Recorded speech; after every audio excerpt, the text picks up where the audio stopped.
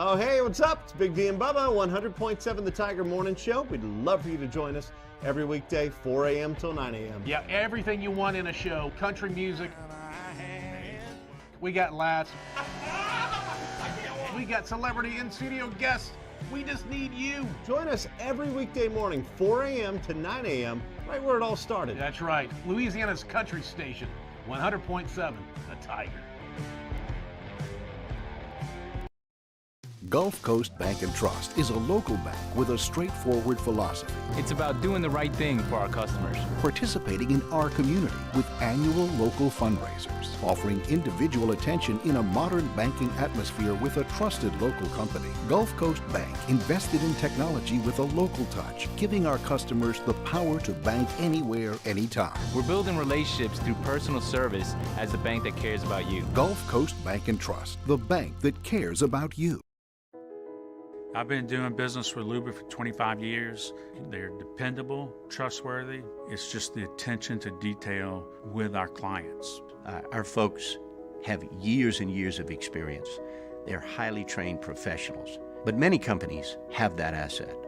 What I'd like to think makes Luba a bit different is that we use those talents in a way that truly is dedicated to serving the needs of the folks who depend on us. Are you a licensed contractor? There's lots of good contractors in Louisiana doing work the right way, but unfortunately, too many unlicensed contractors are working outside the licensing requirements. Working as a contractor in Louisiana requires a license for the company doing the work. The Louisiana State Licensing Board for Contractors wants to help you get licensed to allow you to conduct work legally. It's not difficult to get the license. We can help you. Go to lacontractor.org for more information. Licensed contractors, it's the law. Gulf Coast Office Products is a nationally recognized Savin office equipment dealer based right here in Louisiana. Over 100 employees strong, Gulf Coast has the boots on the ground to support all vertical markets, from education, engineering, legal, and finance. With the latest in office technology, from desktop to production segment units, Gulf Coast and Savin have the perfect fit for you. Call 225-756-2644. That's 756-2644 for Gulf Coast Office Products.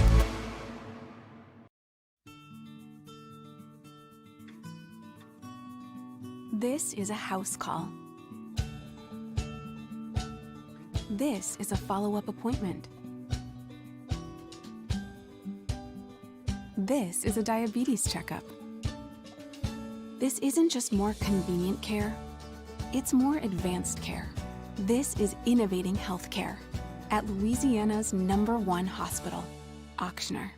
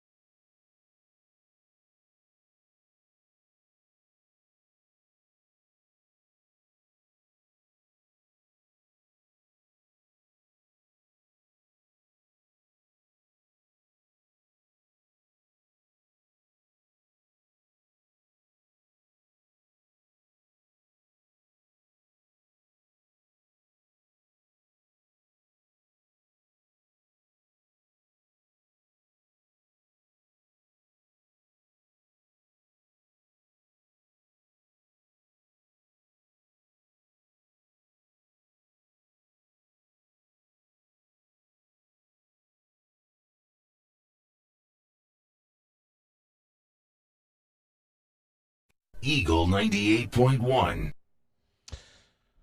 We're back here in the Tiger Zone. We apologize for our technical difficulties. We are brought to you by L'Auberge Baton Rouge. Monday nights, enjoy half-off margaritas, draft beers, and nachos at the Stadium Sports Bar and Grill. On Thursdays, buy one tower beer, get one tower beer half off. That's every Monday and Thursday night at the Stadium Sports Bar and Grill.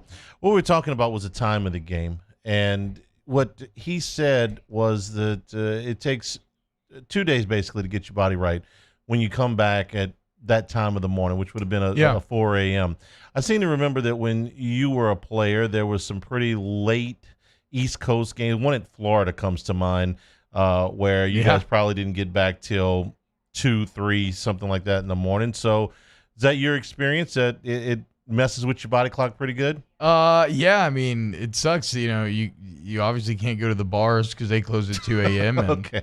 you have to make sure to text your friends back, at home to buy beer before they stop selling beer so that, you can celebrate the win properly when you get home. So, yeah, there's a lot of logistical difficulties, I think, to overcome with those late returns. Okay, so the beer aside. I will say this. I think every year these kids become more and more premier athletes, so I can only speak to my time. And while this was not everybody, you know how it is when you're in college. You feel like you can recover pretty fast. So, like, generally, I mean, I guess I never went into a Monday being like, oh, man, we got back so late Saturday, because no matter how late we got back, chances are I was pushing that even later. But, yeah, I mean, there were some days where you roll in and it's like 2 a.m. When we left here last week, I think I left this building at 1:30, and sure enough, the police escort and the LSU buses rolled by. So that's happened a lot. Yeah. Yeah, it can be some late nights. Except you're not as young as you were when you were on the bus. No. I mean, actually, so it is kind of funny because traveling back from an away game is like when you get a big away win and it's late at night. That travel back is one of the best feelings that you have, right? Because you physically are exhausted. You've left everything else, left everything on the field. So your body is just pumped full of endorphins. Like I said, if it was a big win, then it was a lot of hard work invested into that. So it's like this mission accomplished sort of feel. And the plane ride's always very calm. Maybe you sleep a little bit, bus ride, maybe you're reading, whatever. And then that like when you get home, you got all these people that are going to be really, your friends are going to be really happy to see you. There's going to be beers that are going to be drunk. So it's a fantastic night. It really is, the feeling after getting it done on the field like that. You were on that Washington trip, right? That was my first ever start. Okay, so that was a long plane ride. So that was the lone exception. We stayed there. We did a lot of sleep training for that. Credit to Coach Miles. He was very forward thinking in that manner. We had a lot of sleep training, getting our biological clocks ready for kickoff time, and then we actually stayed at the hotel that night. So there were no beers drunk after that game, unfortunately. I wanted to. I mean, it was the first start. I was super hyped, but no, not that night. But that was, I'll tell you what, that was a very unique venue to play your first college football game in. Certainly on the water there is beautiful. It's like August. We're coming out of 100 degrees and humidity, and I think it was like a 60-degree rain or something up there. I mean, it was amazing. All right, so let me get off the physical part, since the beer drinking is taking advantage of that. Let's talk about the mental part. At this point, I almost think that anything they could throw at these guys, they've already seen. Yeah. In this COVID year. I mean, ordinarily in a week where you're expecting to have a home game that's played at 8 o'clock at night, and they tell you 3 days before that it's going to be a morning game on the road, and you're going to have to leave a day early because they're going to leave tomorrow, I would think that would, it's something else that you've got to process. This year, it's almost like, oh, really? Is that all? Yeah. We're playing in the morning instead of in the evening, and I mean, they're actually probably pretty excited because they get to get back earlier too, which is always nice. I mean, it's one of those things where, like, it's not.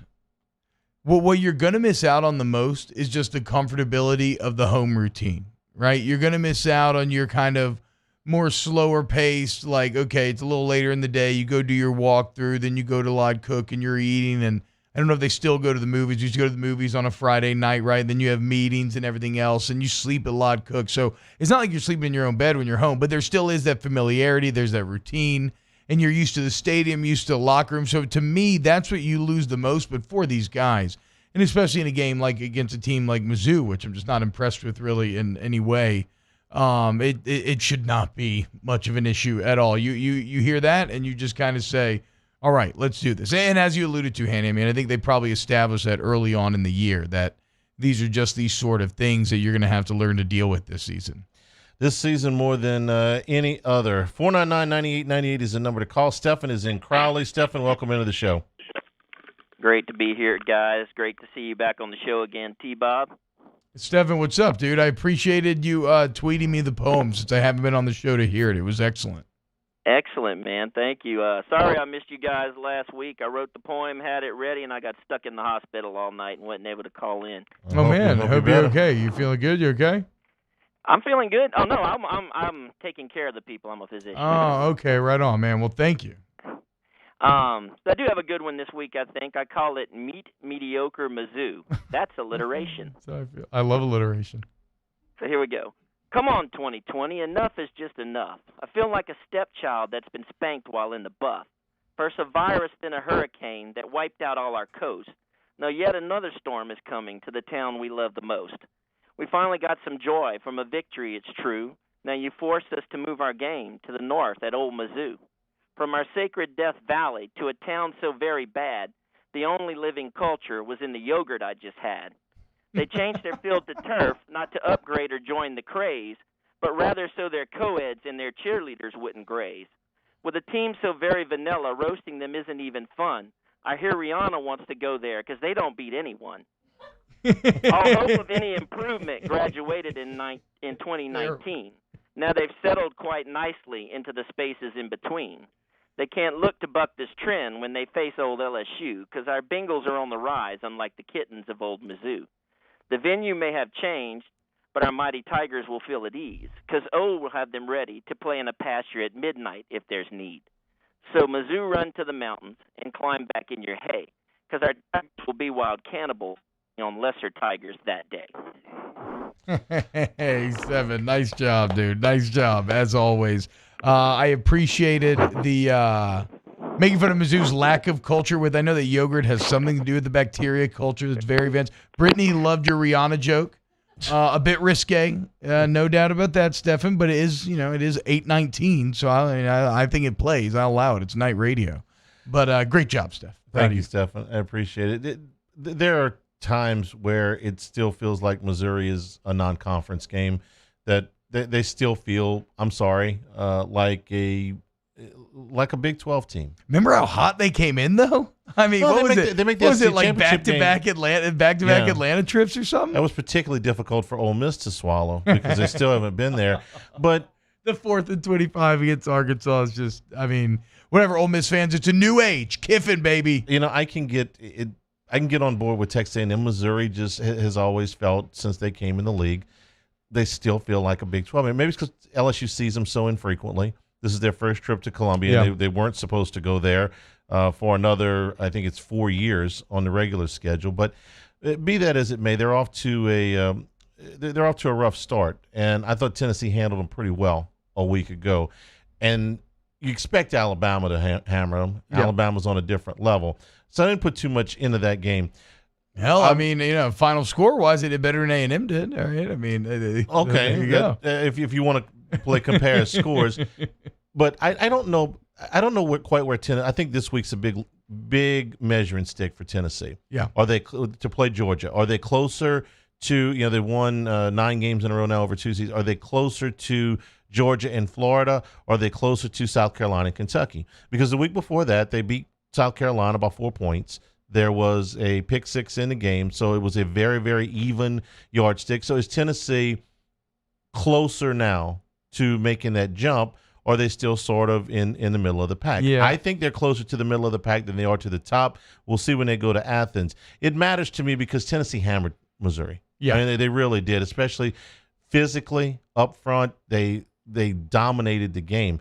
They rushed for over 230 yards in this contest. They control the football. They took control of the game, and the outcome was never in doubt. Missouri did change quarterbacks in the game.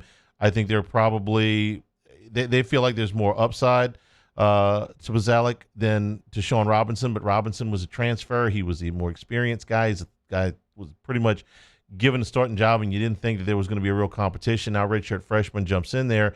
And I thought Drinkwitz has nothing to lose, right? I mean, they're looking in the future. Right. This is a mulligan. Yeah. Okay. This year with what they handed them, Alabama and LSU. Thanks a lot. Yeah, their schedule's brutal. I think they have Vandy next week, and then it's right back on the horse of Florida, I believe. So yeah, I mean, you're looking at 45 games being against top 20 opponents. So this is a game where LSU is a big favorite, although the line dropped when they changed venue. But they're still a 2-touchdown favorite in this game. And so now you're just worried about you. There's nobody that Missouri has. There's no standout guy. There's some good players there. But there's nobody that you go, man, what about that cat? Okay, against Mississippi State, it was like, what about Costello? Okay, what about Colin Hill? What about those guys? Because they can be really good, and guess what? They were. I don't see anybody like that for Mizzou. No, I mean, and granted, we're only 2 games into this thing, right? So sample sizes are not to be trusted. But I still like to kind of just take a statistical peruse at where the opponent ranks and see what's going on in terms of the conference. And frankly, I mean, Mizzou just doesn't do anything well, or at least they haven't through 2 games, and the scores reflect that. Maybe the only thing that I found, Hanny, in the numbers that I think is somewhat interesting to point out is that currently they are allowing their opponents to convert on 55% of their third downs. If there's one key area of improvement that I still did not see in the Vandy game for this LSU offense, it is that third down conversion rate. They did a much better job of getting a third and manageable, but they still need to convert at a higher rate. So, look, this is the same way I'm approaching the Vanderbilt game. I want to see improvement. It doesn't mean we're going to crown anybody for beating these teams, but if you can't do it in these games, you can't do it against Florida, right? And so I want to highlight areas, as you said, look at the Tigers, highlight areas that I believe need to be improved, and then see if you can hit those goals this week. You did a lot of that week 1 to week 2 in terms of how you called the offense, in terms of how it was executed. I know we've talked about Brennan's play a lot at this point, but obviously a lot of the direct criticisms that you had after game 1 were answered pretty emphatically there in game 2. And so you want to see it as competition increases. And is Mizzou better than Vandy? Yeah, a little bit. Well, I don't know. Vandy played A&M pretty tough. It's tough to say. Whatever. It doesn't even matter. It doesn't even matter. The point is, these are the games. Like I said, this is a young LSU team. All these reps matter than it would more to them than to most. So this game's important to try to get yourself in as good of a position as you can going into that Florida game, which, let's be just frank here, as it stands so far, you should not expect to beat Florida. I'm not saying it can't happen, but the odds will be against you. You will not be the favorite.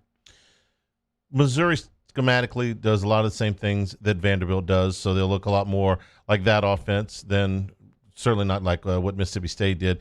Larry Roundtree, the lead running back, is a good player. He's a physical running back. He's about 210, maybe 215 pounds, probably their best player on offense. So you're not going to see anything really wacky. For LSU, this is about them. It's about handle the adversity of having to change your whole schedule, get up and go, be ready to play at 11 o'clock in the morning. That doesn't always happen. Sometimes you come out, you can speak to this because I think you had a couple of these in your career. The early ones. At 11 o'clock in the morning, you just, hey, look, man, I don't get going till 2 in the afternoon or whatever. But the slow start last year against Utah State, there's been the beginning wasn't the best. It can get sideways real fast at 11 a.m. I do agree with you there. I mean, I guess I always go back to the 2009 Chad Jones Mississippi State game in Starkville, where really had no business winning that game. We got quite lucky. But, yeah, that was just an 11 a.m. kickoff where things felt off from the beginning and just never really got the ship righted. Now, I will say this. This is definitely putting the mantra that O espoused a lot last year to the test, which was, remember, during the entire playoff conversation, what was LSU's thing? We'll play anywhere. We don't care. Anytime, whatever, anybody. Just give us a dirt road, a dirt patch, and we'll play in that. Well, in Canada, okay, there you go. Yeah, they were parking lot, yes, whatever it exactly. was. And so this is kind of that put to the test. And so if that's how you've approached things, hopefully you would be better suited to handling this as a team than maybe some other teams would. The trap in this game, maybe trap's the right word. The real worry is that they come out at 11 in the morning to play a team that they know they should beat, with a monster game looming next week. There's nobody in the stadium save for, 4,500 students who found out that champagne and vodka goes really good with orange juice. It's going to be sleepy. And so the bring your own energy thing is one of the things that's easy to say. It's not always the easiest thing to do.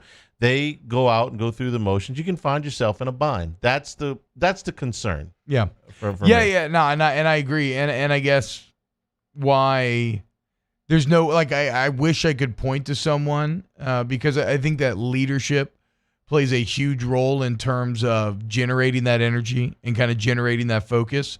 And I don't know that I can sit there and point to anyone on this team yet that I feel like would be that energy guy that would get them all going. And that's not. I'm not saying that's necessarily the worst thing. It's just that sometimes that has to emerge through time in the situation, and maybe this is a bit of a further fact-finding mission. They don't have a lot of talkers. It would appear early. Yeah. The best players, the most experienced players, they don't appear to be the real rah-rah, the talkers, the fiery.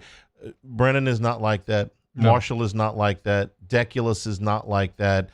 Stingley is not like that. Watch out for Brennan and Marshall, though. I wonder if they keep succeeding at this pace, and they're fine players. No, that's no. But I'm saying, but sometimes that's like why I think it develops over time. Is like sometimes a function of not talking crap or not like is almost a function of you're still a bit unsure of yourself, right? I mean, I just know for me personally, I always talked the most crap in the games where I felt like I was playing the best. I would say, and so I wonder over time if they develop a little bit of that. Out of all the guys, Stevens is probably the biggest of the emotional leaders. Last year you had more guys like that.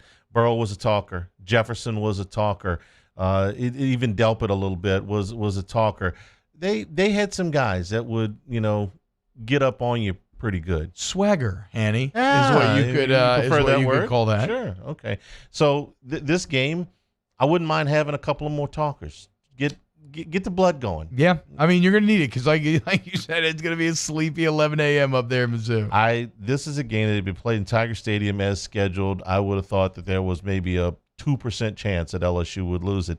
So that number goes up. I don't know how much it goes up. It goes up at 11 o'clock. In Columbia, Missouri. That's fair. But I think it's still in the single digits. It's small. It's small. LaBerge Baton Rouge, 25% off your lunch specials for the Bon Ton Buffet and the Stadium Sports Bar and Grill if you are active or veteran military or if you are 50-plus years of age. 25% off of your lunch or dinner purchase Monday through Thursday. That's at LaBerge. And all throughout the month of October, new My Choice members will win their choice of free slot play, a free bet, or food credits that you can get in the first 2 days of your membership at LaBerge Baton Rouge. It's the Tiger Zone on Eagle 98.1. At All-Star Toyota, you get it all. If you're in the market for an all-new Toyota vehicle, come see our friendly and knowledgeable sales team at All-Star Toyota. Located in Baton Rouge at the corner of Airline and Goodwood, we've been serving our community since 2005 by offering a large selection of new Toyota cars, trucks, and SUVs. Get behind the wheel of your dream car and take a test drive at All-Star Toyota today. Gulf Coast Bank and Trust is a local bank with a straightforward philosophy. It's about doing the right thing for our customers. Participating in our community with annual local fundraisers. Offering individual attention in a modern banking atmosphere with a trusted local company. Gulf Coast Bank invested in technology with a local touch, giving our customers the power to bank anywhere, anytime. We're building relationships through personal service as a bank that cares about you. Gulf Coast Bank and Trust, the bank that cares about you. Here at the Big Squeezy, we continue to serve the Baton Rouge and Southeast Louisiana areas during these troubling times. We are dedicated to providing you healthy food items to help you live your best life. From our cold-pressed juices to our delicious smoothies, let the Big Squeezy keep you going. Stay active, stay happy, and let us help you stay healthy. Visit us at our locations and also inside of Alexander's and Mathern's grocery stores or online at thebigsqueezy.com. This isn't just another day. It's so much more. Kelly's life was put on hold when her auctioneer primary care doctor discovered a rare blood disorder. Her doctor connected her to an auctioneer care team of cancer, heart, and kidney specialists. With multiple primary care locations around Baton Rouge, same-day appointments, and online scheduling, we're relentless about keeping you healthy. Auctioneer Baton Rouge, innovating healthcare for Kelly. ServiceMaster Elite create clean, disinfected work environments. As a local business, we take pride in serving the New Orleans and Baton Rouge areas. Our cleaning protocols follow CDC and OSHA standards for healthcare settings, offices, senior living, restaurants, and industrial plants. Contact ServiceMaster Elite to get your operation ready for reopening with germ disinfection cleaning. ServiceMaster Elite, the trusted choice in professional cleaning since 1996. To all of our heroes working on the front lines of this COVID-19 pandemic, your bravery and selflessness represent the very best of us, and we want to say thank you. I'm asking everyone around the state to join me in celebrating the heroism of our healthcare professionals on the 19th of every month at 1900 hours, that's 7 p.m. Write a note of appreciation, make plans to donate to charitable organizations, or say a prayer. To learn more, visit 19thanks.org. Thank you, and God bless. T-Bob Hebert here with breaking news. Front to Back Boat Services is the shop to upgrade your boat tech this fall. With not one but two NMEA certified techs, who better to install your Panoptic sonar, your HD displays. You want to see the fish under the water before you even cast? They have that. Trolling motor you could control with your iPhone? They have that. So what are you waiting for? Get into Front to Back Boat Services right now. Upgrade your boat tech. Make your boating dreams come true. Front to Back Boat Services. During times of trouble, hope keeps us calm, and courage keeps us strong. Here in Louisiana, we know this better than most. After all, we faced hardship, but hurricanes and floods never washed away what makes us strong. It's our culture, the spirit of resilience that says rise and rise up again. We'll make it through the tough times, we always do. And Blue Cross will always be here to support you. Eagle 98.1. Tiger Zone on Eagle 98.1, presented by LeBear's Baton Rouge. We're at the Stadium Sports Bar and Grill. Monday nights, get half off margaritas, draft beer, and nachos. Saints are playing on Monday night. Hell yeah, dude. Against the Chargers. Thursdays, it's Thursday nights, buy one tower beer. Get a tower of beer, half off. It's Stadium Bar and Grill. It's your football specials. Saints, by the way, are sticking around in New Orleans. They're not evacuating to Indy? Indy. Okay. And there's still no fans in the stands on Monday night, but they are going to play, long as nothing goes crazy between now and then. Again, I mean, I think the best thing for the Saints there is just routine. Head coaches love routine and not having to go to Indy. I know they were even talking about maybe playing the game up there in Indy, not having to do all that. Helps out with the routine. So that's fantastic. So if you're going to the Stadium Sports Bar and Grill to watch Monday Night Football, great eats and drink specials there. For LSU, the 11 o'clock starts means we will be on at 7 a.m. for Eagle 98.1 game day. We'll also have all of the updates on Hurricane Delta that is supposed to make landfall sometime on Friday. I want to go back to the Vanderbilt game, T-Bob, because LSU checked a lot of boxes in this thing, a lot of things they wanted to get corrected from week one. I agree. They wanted to get Miles Brennan more comfortable. They wanted to get him into a rhythm, and I thought that he was very good in this game. He did have the one interception where the ball sailed on him a little bit, but I thought he was accurate. Thought he hung in there, the flea flicker where he gets hammered. He steps up in the pocket. He delivers a strong throw. There were still some drops in the game that he was able to overcome. So getting Brennan going, not that he had a bad first game, but he was more comfortable in the second game, looked more sure of himself. To get the running game going against a team that had a hard time stopping the run the week before, John Emery really emerged. Chris Curry didn't play in this game with an injury. John Emery didn't start, but took the role as the hot hand and had a breakout game. Had some real eye-opening runs and did some things that suggested maybe he will be, over the course of the season, your most talented back. You're starting to see the confidence flow with him to match the talent level of was one of the top backs in the country. Yeah, and it's pretty fascinating, Hanny. It's such a new team that there's so many members of this team that we don't really know about. We don't really know what they're going through. We don't necessarily have those emotional hooks quite yet. And John Emery is someone who, I watched that Saturday night and I was so impressed with him. He, like you said, he finally seemed to, I say finally, right? There are expectations for these kids. It's his second year in the program. But, this was his moment. He was the big five-star. Now he burst out. It's like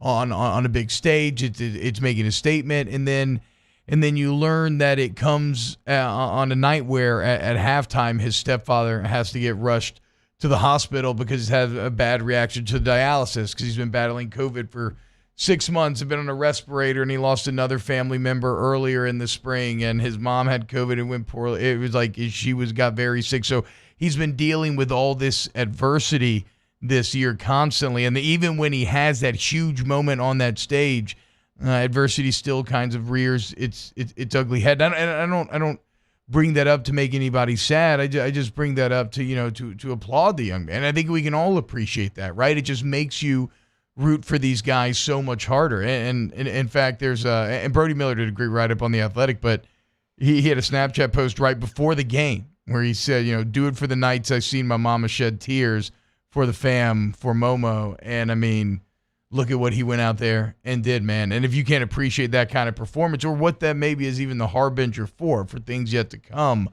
I just think it's fantastic. And as far as his play on the field goes, yes, he was great running the ball. Dynamic playmaker. Can catch it out of the backfield. You heard I say this week, they want to get it to him more in that role, catching out of the backfield. But his pass blocking was really good. And that's what made me please. Go watch the second touchdown to Terrace Marshall. It's one of my favorite plays of the night for a few reasons. But it's a play action where, am I blanking? Torrey Carter. And Torrey Carter's one-on-one with a defensive end. And he immediately gets beat, and it's Emery who lands the cut block to give Burrow just enough time. Brendan. Yeah, excuse me. I do. Yeah, to give Brendan. I know. Ordinarily, I just let it go. It's been a crazy year. Thank you. No, please fix me. It's late tonight. But to give Brendan just enough time to get it off. Another thing that I love about that play as far as Brendan's concerned is they went to the end zone view, and you can see him very clearly hold the safety with his eyes. It's cover two. He needs to keep the middle of the field open. He holds it, and then you see his vision snap, and he gets rid of it to Marshall. But the only reason he didn't get hit was because of Emery's pass blocking. And so in watching him throughout the night, both in assignment and technique, I came away very impressed. And why that's so important is that if you can trust him to do that, then all of a sudden he can be on the field at the most important times. All of a sudden maybe he's your third down back all the time, and then a mixture of second and third down, right? And then maybe like Curry and TDP. And TDP had a good game as well. It was just overshadowed by Emery, but maybe they're like your first down guys, and everybody stays fresh late into the game. But, yeah, I think he's taken the steps Emery has to put himself on the field on third down. The other thing, obviously, LSU wanted to improve on was the pass defense, and that was a mess in week number one. First of all, Derek Stingley didn't show any adverse signs of having missed the first week. In fact, not only was he terrific in the secondary, he had his best game as a punt returner for LSU. Ken Seals only threw for 113 yards. Now, Vanderbilt's never going to be confused with the air raid offense. But still, you hold a guy under 50% passing, 113 yards. You intercept him twice. You did everything you wanted to do. They wanted to be better on third down. It was improved. It wasn't quite as good as you would like. 7 out of 17, a conversion rate. Again, that's okay. It's not exactly what you want. Vanderbilt was able to run the football in the first half, and I think that's probably the biggest that's the biggest thing they want to clean up in week 3. Yeah, they got to be more stout against the run, I think, from the start. I think a lot of that starts with Damone Clark. Jabril Cox right now, I think, is making plays all over the place. Watch number 19, y'all, if y'all want to watch a linebacker just playing fantastically. And it's not that Clark is playing overly bad. It's just that it is a bit of a lack of impact. And I don't know, maybe some of it's like I'm holding him to a higher expectation because of number 18. But unfortunately, I think that just kind of naturally comes with the territory when you have that number. But there are times where he just, to me, it looks like he is still thinking out there quite a bit. And it's kind of leading to a bit of reaction instead of being more proactive, I would say. And sometimes he's over-reading and over-pursuing. So he looks young out there, but and these are things that I think will improve. But this is a perfect game to show said improvement. There was one point in the game where things could have gotten a little bit sticky for LSU. About 5 minutes to go in the second quarter, and LSU's leading the game 14-0. And Vanderbilt has a couple of good plays on the drive, and they punch it in on a third and goal from the 8. And that's a play that should favor the defense, and they get the score, and they're within 7 points, and you're just under 5 minutes to go to the break, and you're like, wait a minute, LSU's really controlled this game, and it's a touchdown. And you always start to get a little bit concerned if you feel like your team has controlled the game on the field but not on the scoreboard. And LSU responded to that point, 3-play drive, 2 big plays by Emery, long pass from Brennan to Terrace Marshall.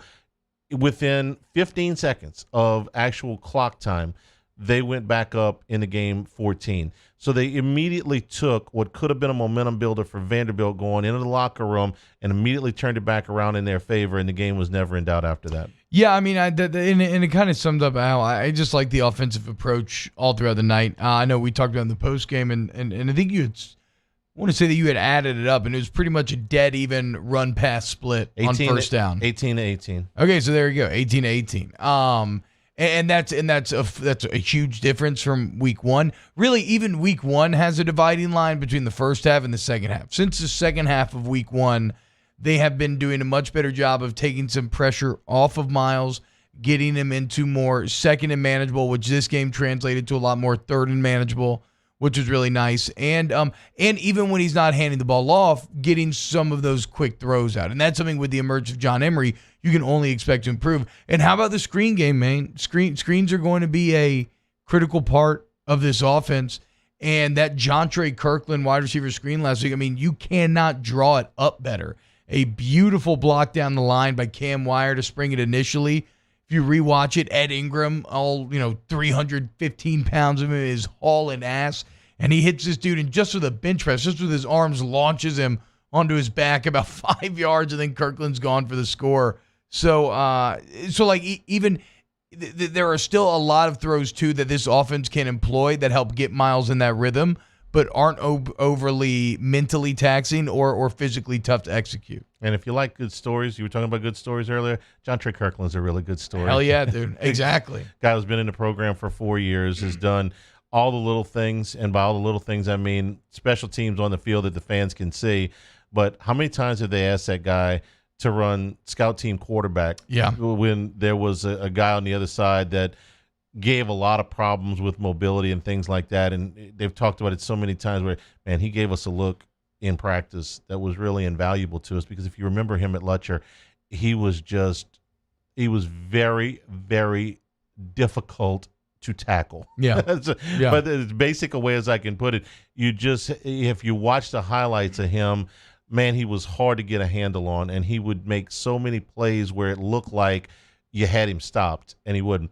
Happy to see him. Well, and I mean, I don't know if we have his comments or not. Maybe we play him later, but just hearing him after the game, I thought it provided so much. Just happy. Yeah. I mean, you could hear, right? Euphoric.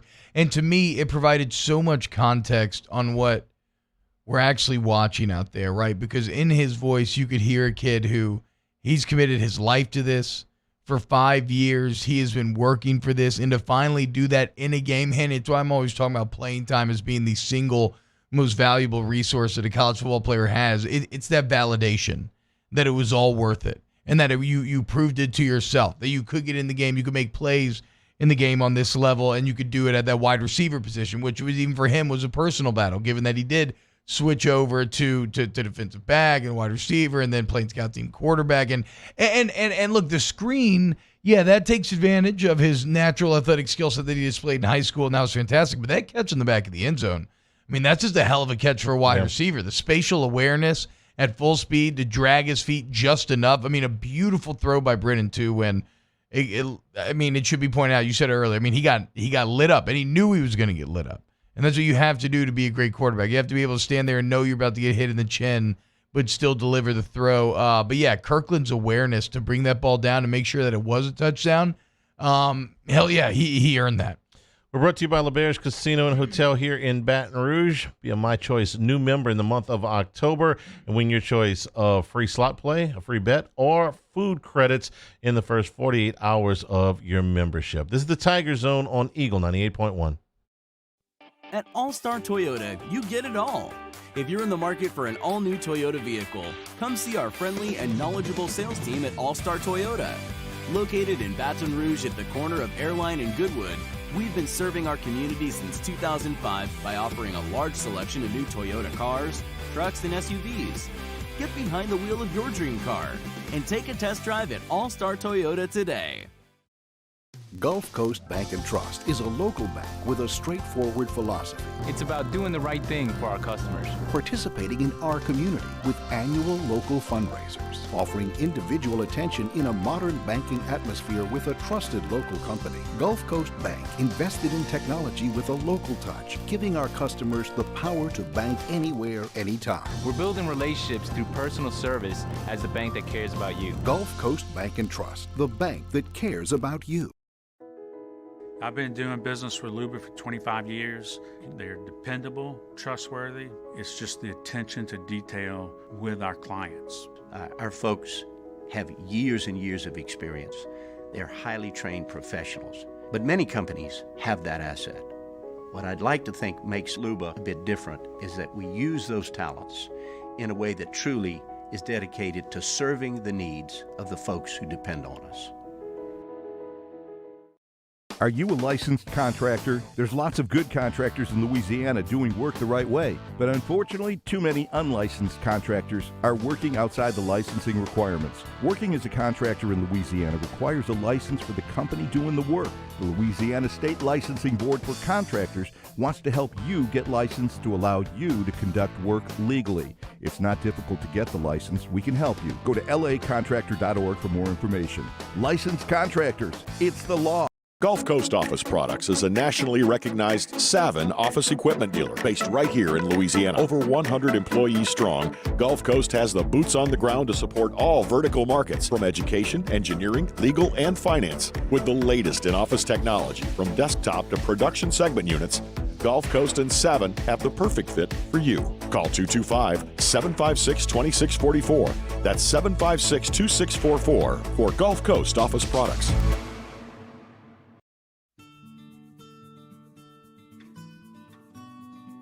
This is a house call. This is a follow-up appointment. This is a diabetes checkup. This isn't just more convenient care, it's more advanced care. This is innovating healthcare at Louisiana's #1 hospital, Ochsner.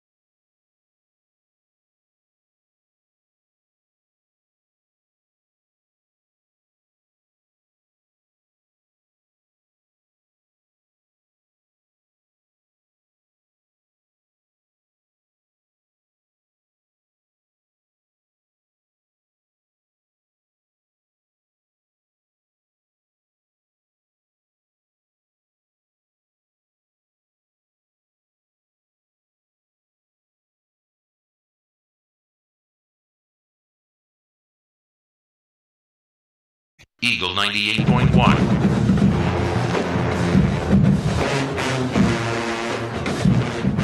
Tiger Zone on Eagle 98.1, presented by LaBerge Baton Rouge, where Monday through Thursday is 25% off lunch specials at the Bon Ton Buffet and Stadium Sports Bar and Grill for all veteran or active military and anybody over 50 years of age. That is at LaBerge Baton Rouge Casino and Hotel. You asked for a clip with John Trey Kirkland after the game, and so I found one for you. Okay, so with me and Miles, we was doing like second team reps and stuff, so we always had plays to where he was throwing me the ball. So like me and Miles, like he always had that chemistry with me, like, you know, always knowing how I'm gonna get in and out of my routes, you know, throwing the ball certain ways, you know what I'm saying? So it's never like that was my first time catching from Miles. So like all these years that I was at receiver, I think it was like maybe a year and a half, 2 years that we was at receiver. So like me and Miles, we had, I feel like we gained a good set of chemistry. Under the heading of waiting your turn ×2. Yeah, I mean, look, and this is actually something that Moscona talked about with Dre Jenkins, potentially, as one of the explaining factors behind Brennan's chemistry with him. But It makes sense, man. I don't believe that we always appreciate how much timing correlates directly with accuracy, right? And how much that timing has to be developed. And sure, an NFL quarterback or a great college quarterback, they can go see somebody on the street, they can be running a route, they can hit him in stride, right? But when it comes to the windows that you're talking about, tight windows, every level of football you go up, the windows get tighter.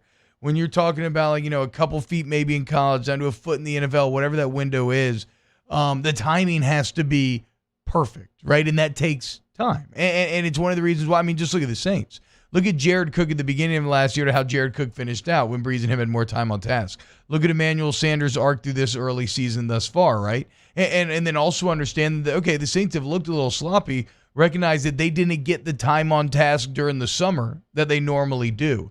And so I think, Hanny, if we're looking for kind of explaining factors why through 2 games some of the receivers having so much success maybe aren't the ones that we would have thought, right? When you're thinking about Racey McMath, even though it seems like every time Racey is wide open for a big play, something goes wrong. So he will get it. But, it's not Racey, it's not Keyshawn Boutte, it's Dre Jenkins. And it's Jontre Kirkland. And it's names that we kind of wholly ignored throughout the summer. But those are the guys that have the most chemistry with Miles Brennan. And this was Brennan on the same topic. Yeah, Jontre, along with our whole offense and receiving core, played a heck of a game. Jontre was getting open. He was catching the ball. He was making plays. He was getting yards after the catch. And that's what it's all about, and that's what we do. The summertime is when you hear all of the stories about the individual practices that the players put together themselves, those drills. How many times did we hear it last year? The summer was great because the players organized it themselves. Nobody ever missed. They really got. Well, and I've never heard of anything like they did last year. They did 10 a.m. Saturday full team practices last year. I've never heard of that. Okay, so we can agree that this year the summer wasn't normal. Yeah, they couldn't do that. Yeah. So all of those times where you would spend that extra time being able to build that chemistry wasn't there in the summertime. But maybe it was there last year when these were the guys that were working together. So it did work out. It wasn't exactly, the way that you would draw it up. And the good part is, look, all these guys, now that you're into this practice flow, they're just going to get more and more time, and then you'll continue to see them. You'll continue to see the relationships develop. It does beg the question, though, Hanny, who is Terrace Marshall's wide receiver 1? Where do you go from there? Who, after 2 games, is wide receiver 2 and 3? And I know receiver 2 is Eric Gilbert, but taking Eric Gilbert out of it. After that, I would say it's Jenkins. Okay. Jenkins has been targeted, I think, more. He's caught just about everything. There was one big third down drop that would have put them into Vanderbilt territory. That was an absolute laser from Brennan. But other than that, he's caught everything that they've thrown. He wasn't a name that we brought up in the preseason. It wasn't a name that we thought would be a big contributor, but he has been. And through 2 games, I would say that after Marshall and Gilbert, I'd even kind of put him right there with Gilbert, to be honest with you.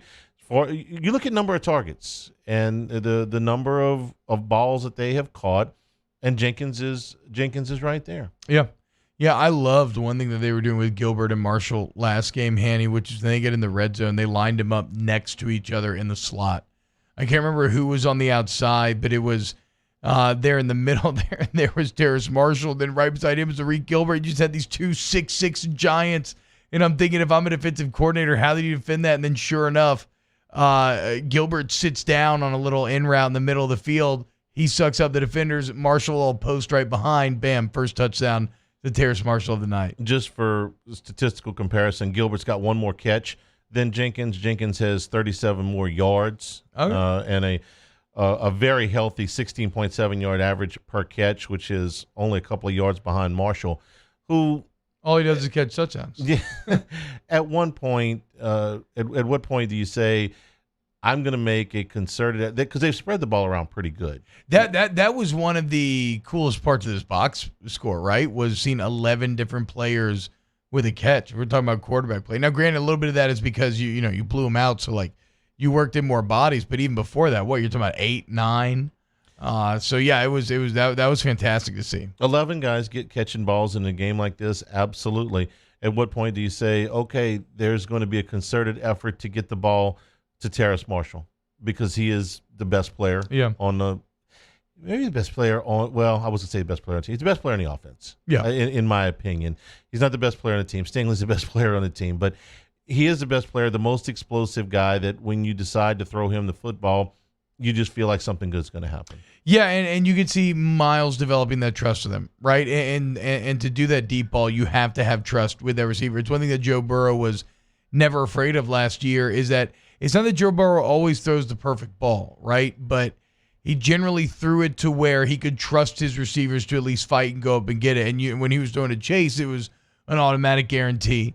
And it looks like, and even Jefferson for that matter, and it looks like Marshall is trending that same direction this year. You think Brennan has good chemistry with Marshall? Thus far? Yeah. Yeah, I mean, you can tell they spent a lot of time on task because the deep ball's so nice, I think. Yeah, I just wanted to set up the clip. Tonight was good. We made a lot of mistakes and we have a lot of work to do and improve on. But that's a guy that, him and I have been, along with the rest of the receivers, have been working really hard this offseason. And it's nice to be able to go out there and trust those guys to go up and make the plays as they are doing. He was talking about Terrace Marshall there. And you can tell that they put in a little extra work this season because also, look, Marshall knows at wide receiver, you're only as good as your quarterback. I should restate that a bit, right? Because I've been rethinking a lot this season of football, the value of an elite wide receiver, because I think we undervalued it so much. And then you look at what some of these big receivers moving in the NFL have done to the guys that lost them and done to the guys that gained them. And it's got me thinking, okay, it is a two-way street there.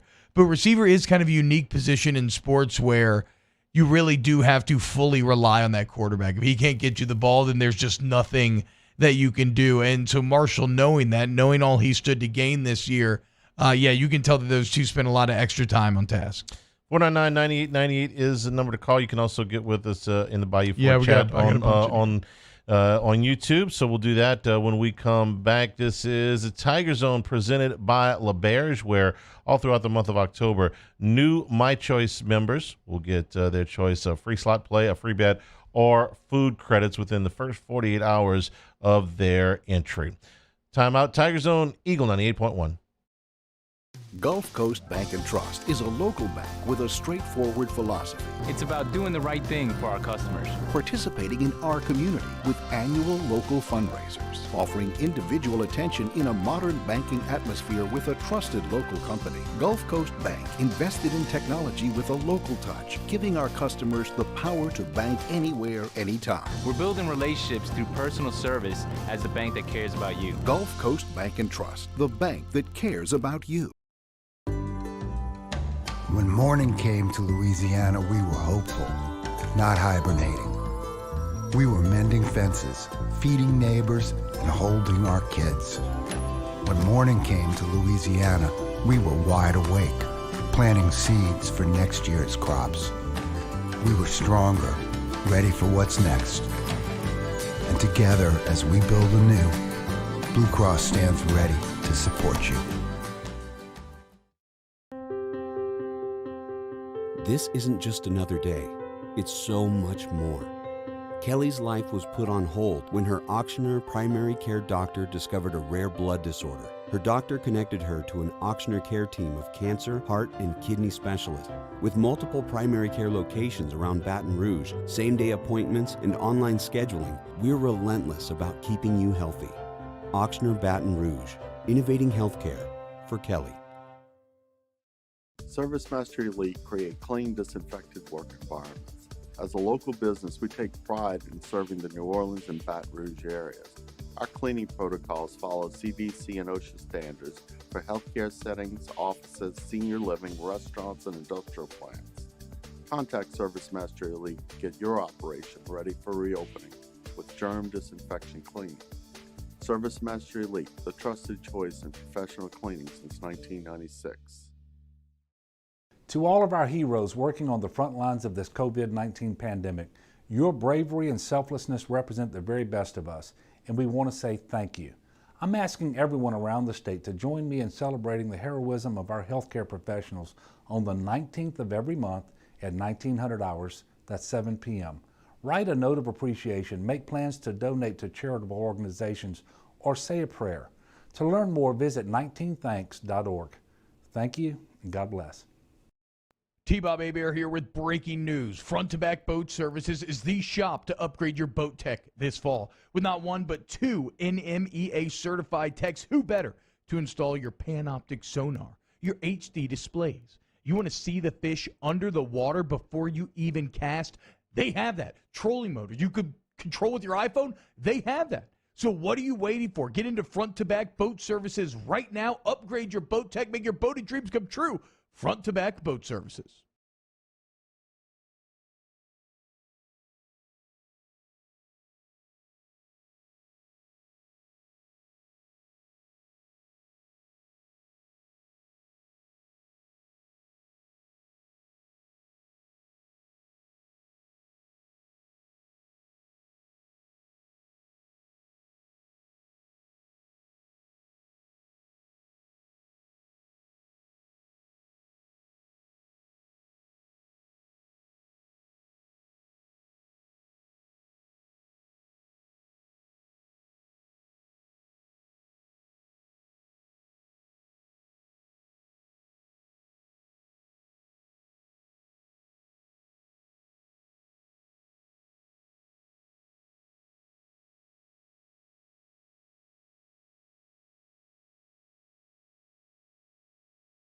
Eagle 98.1. Tiger Zone on Eagle 98.1, presented by LaBerge Casino and Hotel.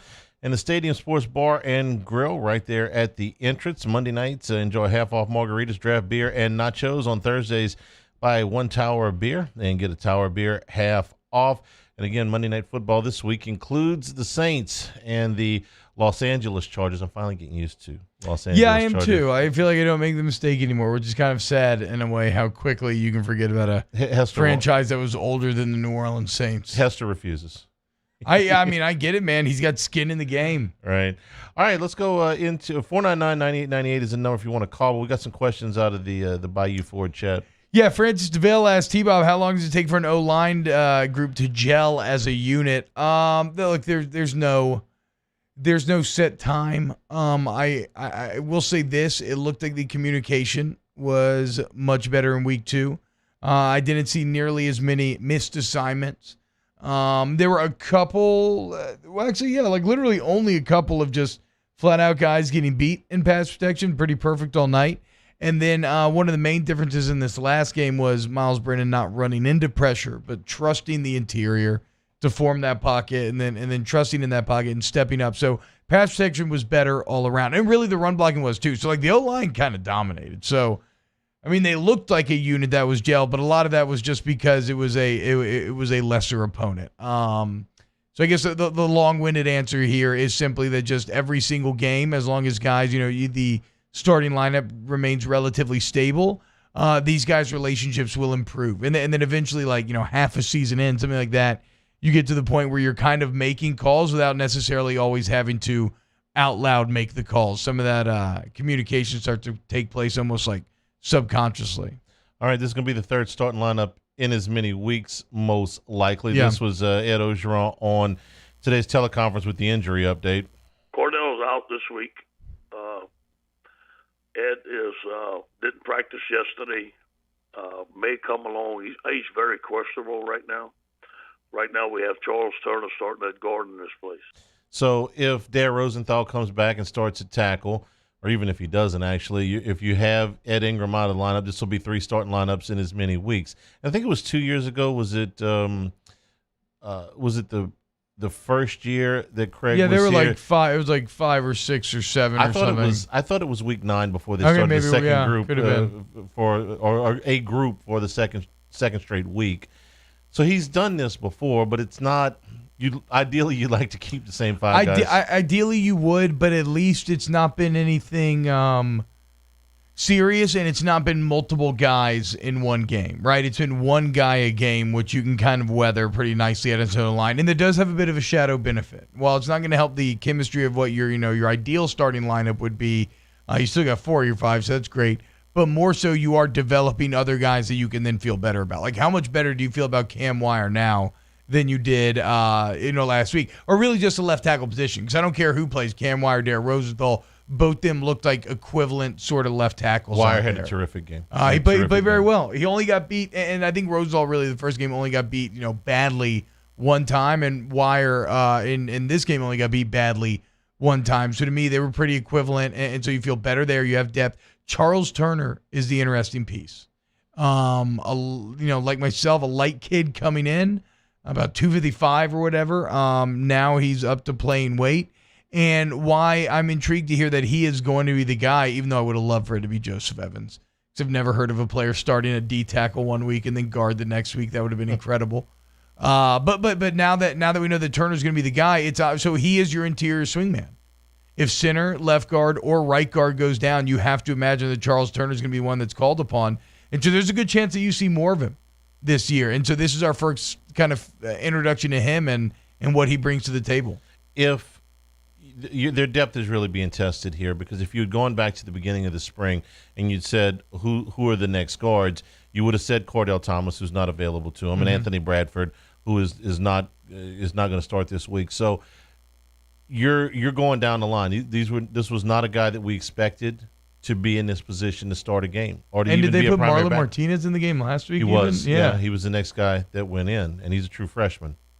It just shows that, look, man, guys develop at different rates, and for whatever reason, maybe it's because they're playing like the right side exclusively. That could potentially be it if they're not cross training them.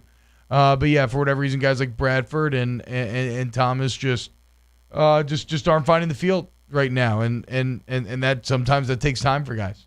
What's next? Okay, next to the list. Here we go. Michael Hall says, love that return by Stingley. How he stopped, looked at the field, and just gashed Vandy. Even the ESPN announcers are like, wow, how do you feel about Derek Stingley returning punts last week? I felt like he was finally turned loose to have some freedom back there. So this is what I think about Stingley last year.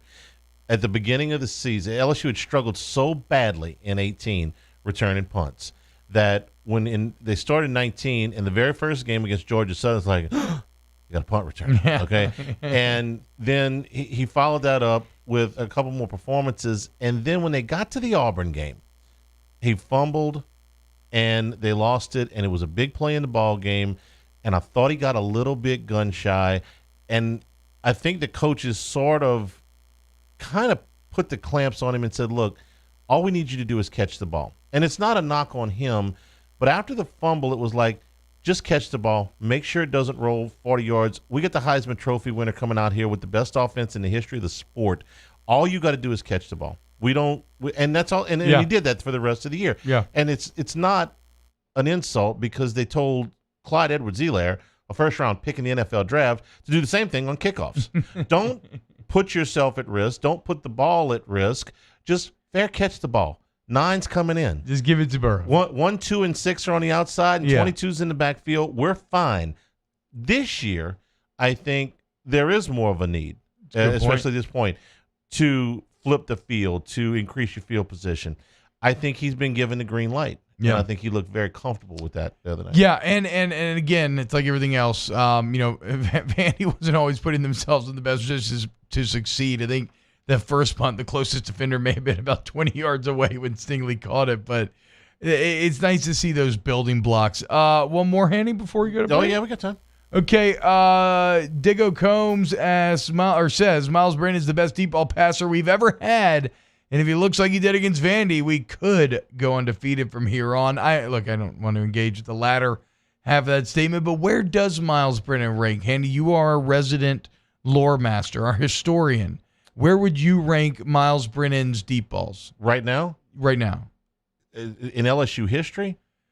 That's not fair. We can do modern. We can do modern history. I mean, look. Last 10 years? Rohan Davey threw a beautiful deep ball. Jamarcus Russell had the strongest arm in the history of the school. That's a good point. Burt Jones, they didn't call him the Rustin Rifle, for nothing. Zach Mettenberger threw a very, very nice deep ball. The guy that just left threw a pretty nice ball, although his arm is not as strong as Brennan's. Tommy Hodson, when he left here, was the leading passer in the history of the Southeastern Conference. I mean, so let's not go crazy. The guy's played 2 games. Does he have a good arm? Yes. Did he have a good game? Yes, against Vanderbilt. So, but pump the brakes on that historical He stuff. does throw a sexy deep ball, though. He does. He's dropping it in the breadbasket right now. He throws now. a very nice ball. Okay, but Matt Mock threw for more touchdowns at that point than anybody had thrown for. Matt Flynn threw for I want to say the same number of touchdowns that tied the record, and threw for something. Been a lot of that quarterbacks. 07 offense, I think, was like the highest scoring offense in LSU history. Don't let the quarterback drought from 13 to 18 get you too far off track. There've been some pretty good signal callers come through. I mean, here. look, man, when you wander the desert, even like warm, fetid water tastes like manna from heaven, right? I mean, so it's just like our people were wondering for quite a while. Then they got, the greatest manna from heaven you could possibly imagine. But this is still pretty good. It's still way better than what it was. But you're right. There's been some prolific passers throughout LSU history. We'll take a break. We are brought to you by LaBerge. Baton Rouge is the Tiger Zone on Eagle 98.1. Hello. What's up, E? What you doing? Chilling at the office working. You? Hanging at the job site. Chilling. Roof's up. Hey, Greg, roof up? Roof's up. Roof's up. Roof's up. Roof's up? Roof's up. Roof's up! Roof's up! Beautiful roof every single time. True. Gulf Coast Bank and Trust is a local bank with a straightforward philosophy. It's about doing the right thing for our customers. Participating in our community with annual local fundraisers, offering individual attention in a modern banking atmosphere with a trusted local company. Gulf Coast Bank invested in technology with a local touch, giving our customers the power to bank anywhere, anytime. We're building relationships through personal service as the bank that cares about you. Gulf Coast Bank and Trust, the bank that cares about you. I've been doing business with Luba for 25 years. They're dependable, trustworthy. It's just the attention to detail with our clients. Our folks have years and years of experience. They're highly trained professionals. But many companies have that asset. What I'd like to think makes Luba a bit different is that we use those talents in a way that truly is dedicated to serving the needs of the folks who depend on us. Are you a licensed contractor? There's lots of good contractors in Louisiana doing work the right way, but unfortunately, too many unlicensed contractors are working outside the licensing requirements. Working as a contractor in Louisiana requires a license for the company doing the work. The Louisiana State Licensing Board for Contractors wants to help you get licensed to allow you to conduct work legally. It's not difficult to get the license. We can help you. Go to lacontractor.org for more information.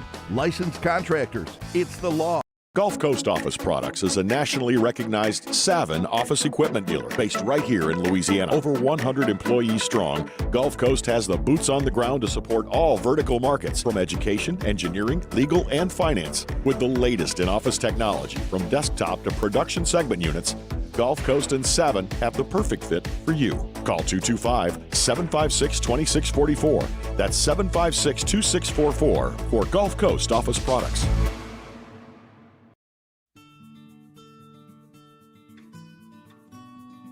This is a house call. This is a follow-up appointment. This is a diabetes checkup. This isn't just more convenient care, it's more advanced care. This is innovating healthcare at Louisiana's #1 hospital, Ochsner.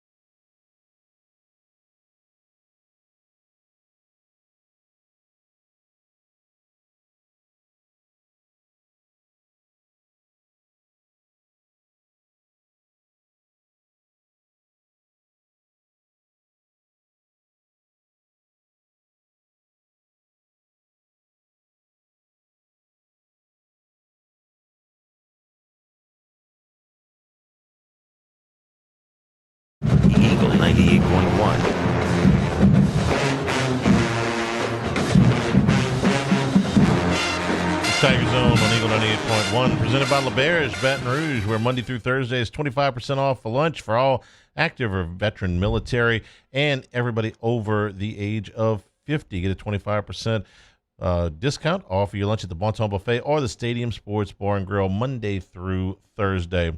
Let's go back to our questions out of the Bayou Ford chat on YouTube. All right. Daryl Dennis says, T-Bob and Hanny, what are y'all thoughts on the play of Eli Rick? I think he had. You can almost see him getting better drive by drive. Yeah. That he made the one big mistake in the first half of the Mississippi State game, and then came back and I thought made a beautiful play on the ball on the second in the second half on that interception. Thought he made also another good play on the ball, the interception in the Vanderbilt game. To me, the toughest thing for a cornerback to do is to be able to turn at the right moment and make a play on the ball. Yeah. There's guys that can run with you and you can react to the breaks and everything. You can knock balls down. You can be good in coverage to where they don't go there. But to turn around and be able to find the ball in flight, I think, is the most difficult thing. Stingley could do it year ago. Yeah, the ball skills for corners, Stingley could do it a year ago, but Stingley's like, from another planet as far as his skill level. Ricks has shown me a ton through the first 2 weeks. Yeah, I mean, that's kind of my exact evaluation as well, Hanny, which is like, well, from an actual technique and covering standpoint, I don't know, he was really good week 2. Look, I mean, he's still not going to be perfect. Like, there are going to be guys that will test him. Alabama will test him. The better teams, Florida, will test him. I do not think the lesser teams will be able to test him too hard from here. What are they going to do? They're going to throw at Stingley? Well, I mean, so that's why this is such a good this is such an incredible combo for LSU. Is I feel like, I mean, that you're going to have two of the better corners in the entire nation in terms of who you have on the outside, but just in terms of pure ball skills. I mean, look, I'm not looking at everybody's roster, but like, find me a better two. And the thing is, Ricks is going to have a chance to put up some crazy numbers. He's already got 2 picks in 2 games.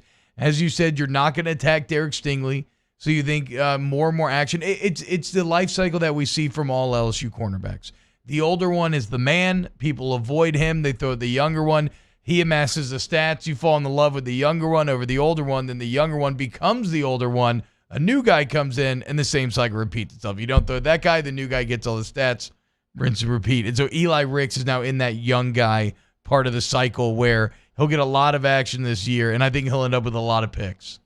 6 is where I got him in 10 games. That'd be great. Yeah, 10 games. That'd be crazy. That's it's in the all-conference discussion at that point. Yeah, and really, I mean, to be fair, and it's not fair, but that is all that the majority of voters and stuff look at when it comes to deciding all-conference teams. You don't care about, like, Dante Jackson forcing stuff Greedy Williams' way, right? You just care about Greedy having all the picks. Speaking of defensive back play, looking forward, TJ Offord asked a question that I've been asking. Now, he says very specifically, can Cox or Stevens cover Kyle Pitts? When we say cover Kyle Pitts, we're talking about Contain hold him to, if you go out and you hold Kyle Pitts to 6 catches for 75 yards, you've had a good game. And no touchdowns? Yeah. You hold him to somewhere in the area of 12 yards a catch, and you let him catch half a dozen balls. You've done, and if you don't have 2 of them for touchdowns, you've done a good job on him. They didn't have anybody who could really cover him a year ago, and he's done nothing but get better. So guys that are that good, you just say, listen, let's try not to let him take over the game. If we got to help on him, we'll help on him. We'll put the best guy we can find on him. I wouldn't be opposed to putting Stingley on him, which I think they did a handful of plays last year. Yeah, I asked Coach O a kind of coded question about covering elite tight ends or something like that this week. Yeah, I don't know, right? Did he sniff it out?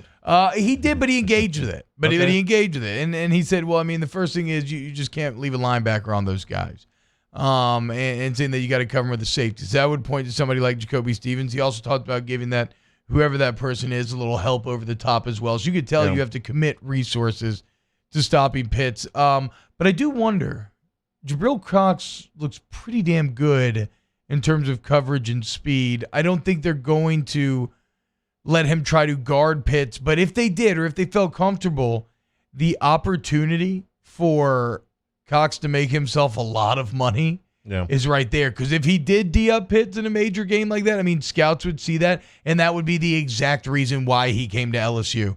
Because then all of a sudden his draft stock shoots through the roof. For Stevens and Cox, make your Chuck count at the line. Yeah. I mean, you got to hit him. Yeah. You allow him anything close to a free release, and you already behind. And then look, and the Derek thing, I've thought about that too, because remember, he got Stingley, what was it, like 3 or 4 plays in a row in that one drive last year. Yeah. And obviously Stingley comes back with the pick to seal it. But if Stingley's your best pure cover guy, do you just put him on Ricks and figure everything else out? Then who's on Tony? Is Rick, what did I say, Ricks? Ricks would, I guess, be on Tony in that situation. But do you just put him on Pitts? I don't know. How about this? For any great player, you don't do the same thing all the time, or they figure it out and they figure out how to beat you, so you combo it up. That's probably what it'll end up being. I don't think they're going to go so far as to just do like the Deion Sanders, like, okay, Derek, you just cover him, and I don't care if it's a run, a pass, anything, you just cover that guy. You throw me nothing but fastballs, and eventually I'll find one. Yeah. Eventually I'll hunt one, and I'll hit it. I won't. I struck out 18 times in a row my last year playing baseball. What's next? Mike Smith, T-Bob, what backup quarterback goes in the game first? He's done a masterful job of keeping that a secret, and I don't think that they. I don't think that they want to have to address that just yet.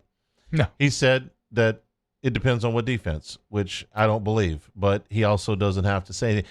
Listen, ordinarily in a game like what happened with Vanderbilt, you would have expected the backup quarterback to maybe play the last drive or two. He doesn't have to do that right now for 2 reasons. Number one, Brennan needs the reps. Yeah. And the second thing is that if you put one of those guys in front of the other guy right now, then you got to go play. You got to go play psychiatrist, because somebody's going to be, a little bit down in the dumps there. Well, and then Blaine Smith says, really hoping LSU blows out Missouri by the end of the third quarter, get these young guys some reps. But that kind of goes back to the open of tonight's show, Handy, which is like, this LSU team, it's not just Brennan. There's so much new. Everybody needs the reps. So, unless this thing is just ridiculously cannot justify it out of hand, which I would not expect it to be, I don't think you're going to see those guys coming out. What's next? All right, next on the list, Richie Zitzman asks, Charlie, when a team has to move a home game like this, does the SEC step in and help the home team for the loss of revenue? Huh. All right, so here's what I know about that. The league is stepping in to help with the COVID part of it. That they are, it's something in the area of $40,000 per team per week. Okay. And the league is stepping in, and they're paying some of that, but they are going to expense it on the back end when they give you your SEC network money. So, yeah, they're helping out a little bit with that. I'm not certain about any of the travel and things like that, but I don't know how Scott Woodward sleeps at night. I really don't. I mean, when we started this, if LSU had gotten to their 50% capacity in the stadium, if they had gotten that number, which they didn't get, okay, they were still going to be down 8 figures in the budget based on lost ticket sales, lost concessions, lost all the revenue that goes on with game day. That was if they got 50%. They didn't get 50%. They got 25%. Now, I can't even speculate what this little hurricane fiasco is costing them, because you're going to lose. You would have 25% of your tickets sold for this week. You're going to have to refund that. Yeah. I don't know what they would have done in concessions with 20 to 25,000 in the stadium this week for Missouri, but whatever they were going, they don't get any of that. Now you've got to expense 2 nights in a hotel because they got to go up tomorrow. You've got to have all of your food taken care of. You got to charter the plane, which you didn't expect to have to charter. You got to do that on short notice. All of the expenses that go in. This is going to be another 7-figure turnaround for LSU. I mean, I don't know what the exact number is, but I would be willing to bet that the revenue loss plus the expenses added, it's going to cost LSU well over $1 million. I mean, probably somewhere between $1 million and $2 million, if I had to guess, and that is nothing but a guess. I'm just a simple man, Annie. I just want to sit You're here and talk about football. You're talking about $150 million. How Scott Woodward does it. $150 million budget, and when all of this is over, between COVID and hurricanes, you're down. He hasn't even thrown a number out there yet. If you want my best guess, $30 million. Oof. $35 million. Well, I mean, and it's impossible to gauge right now because so much of that budget is based on donations. Yeah. And I don't know if you know, but there's a pandemic out there, and not it's hard to everybody's get people to overflowing donate. with money. And then if you think about things to donate to, it's hard for schools to make you think that they need money, and even if they're short in the budget. So yeah, I mean that's just a look. I don't know how he sleeps. Maybe something that's like just a little Ambien is like he just reminds himself that he got Jimbo Fisher hired for $75 million at Texas A&M, and then he just kind of laughs a little bit. Well, the guy gets and then he sleeps a little bit. The guy gets up and has his breakfast and his coffee, and then he's got to go find 20 to 25% of his budget that just disappeared into thin air. Yeah, I don't know how you do that. That's not. I have no idea. Not fun. Hey, at least your team's good, though. I mean, I know it was an up and down season thus far. I do think this team will end up being good. I think the long-term future of the program looks incredible right now. The football part of it is fine.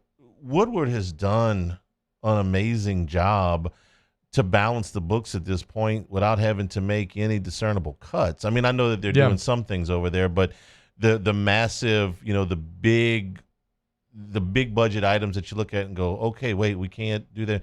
He's managed to avoid that so far. At some point, they're going to have to figure out a way to make up these shortfalls, which is why I'm saying, man, I don't envy the guy the job that he's got right now. No. But I'm glad he has it. I'm glad he's in the job. I mean, he's been fantastic this far. You docked me one talent check, and man, I gotta go start moving money around. Well, what happened was it's like the checking and the savings, and when you move it from the savings, just don't worry. Just give me like 2 more weeks. It won't be good. We're brought to you by LeBear's Baton Rouge. Is the Tiger Zone on Eagle 98.1. At All-Star Toyota, you get it all. If you're in the market for an all-new Toyota vehicle, come see our friendly and knowledgeable sales team at All-Star Toyota.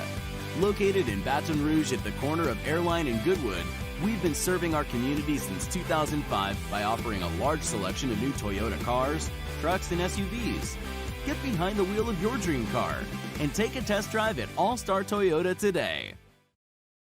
Gulf Coast Bank and Trust is a local bank with a straightforward philosophy. It's about doing the right thing for our customers. Participating in our community with annual local fundraisers, offering individual attention in a modern banking atmosphere with a trusted local company. Gulf Coast Bank invested in technology with a local touch, giving our customers the power to bank anywhere, anytime. We're building relationships through personal service as the bank that cares about you. Gulf Coast Bank and Trust, the bank that cares about you.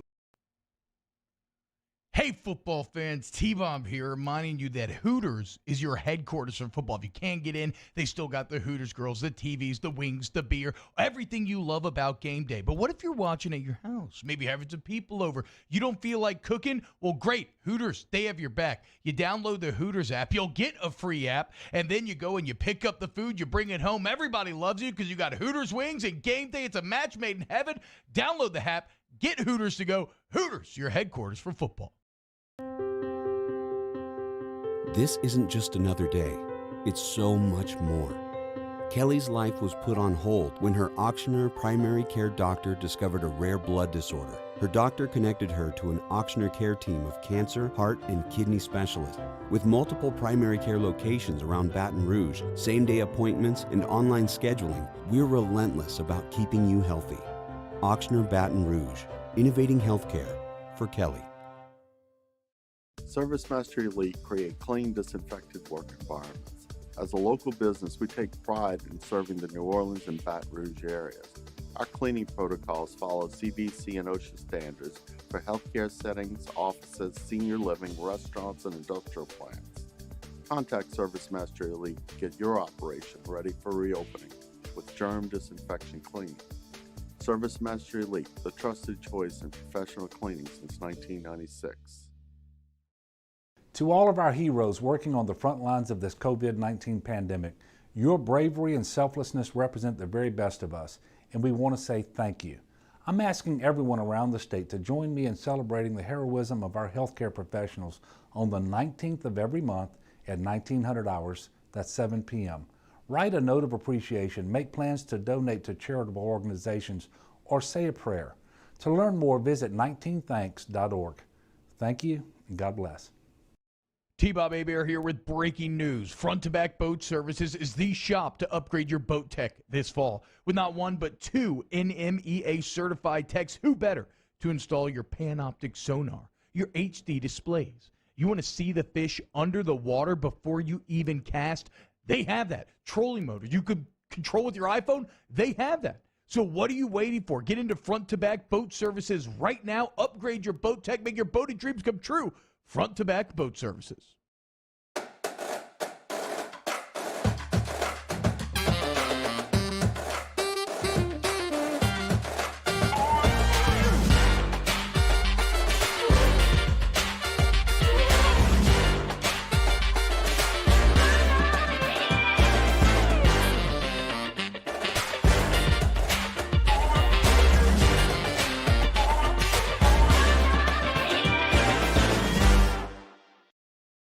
Eagle 98.1. The Tiger Zone presented by LeBear's Baton Rouge. For all the new My Choice customers, all of you new My Choice members will get their choice of free slot play, free bets, or food credit within the first 48 hours of joining. That's all throughout the month of October at LeBear's Baton Rouge. Back into the Bayou Ford chat, we got some more questions. Yeah, let's get to it here, Hanny, as I stretch a little time so I can pull up my document there. All right, here we go. I can't read what I wrote here. Question for Hanny. Did you say in every recruiting class you need 4 offensive linemen? Because we're not on track to do that if they take another wide receiver, DB, defensive tackle, or defensive end. Yeah, 4 or 5, really, because for whatever reason, there tends to be more attrition at that position than anything, except maybe quarterback. For instance, this year, think about the offensive lineman that could be on this team and available. All right, Sadiq Charles could be on this team and available, but he's not. Lloyd Cushenberry could be on this team and available, but he's not.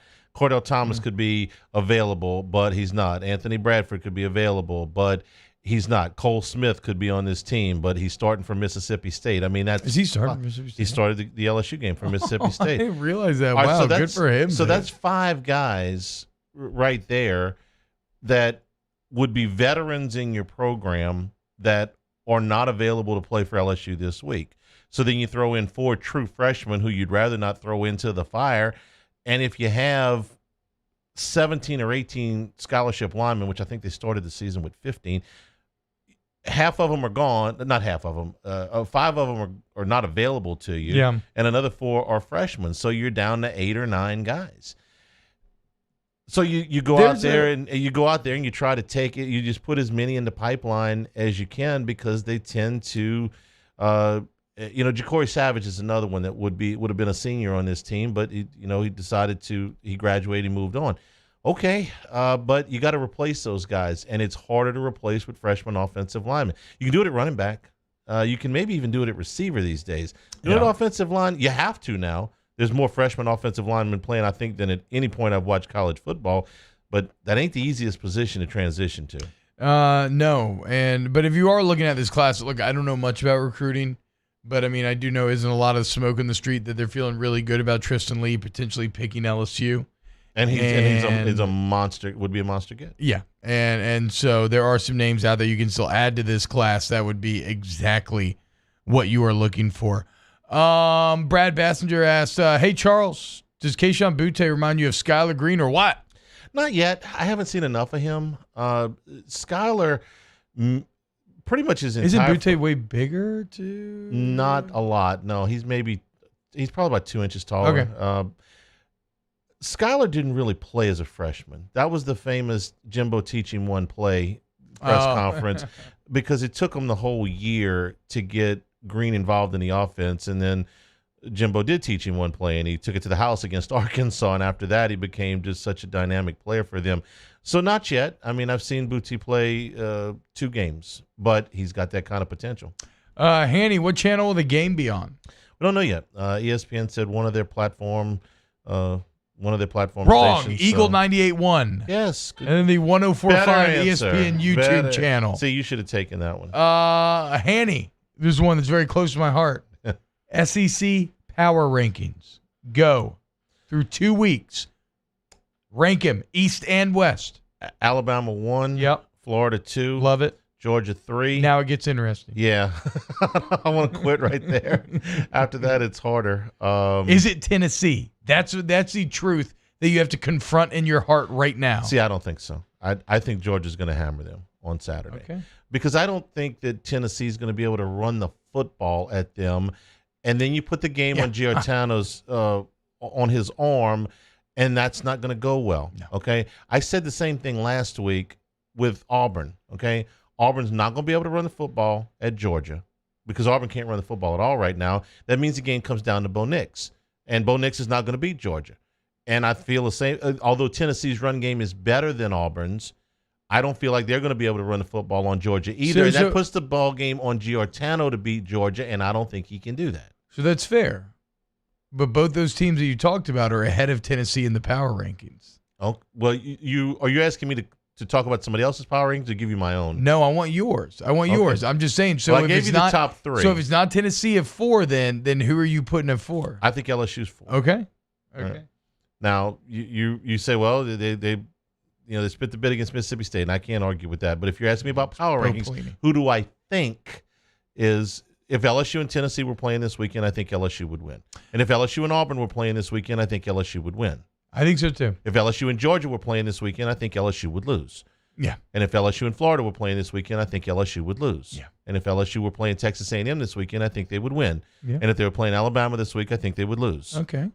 So yeah, we pretty much got our power rankings worked out. No, I mean, look, that's that's been kind of the interesting question is through 2 weeks, who is the second best team in the SEC West? And then how does the East relate to the West nowadays? The thing about that I do agree with, though, is ultimately LSU is the highest potential talent ceiling of all those that we named outside of that big 3.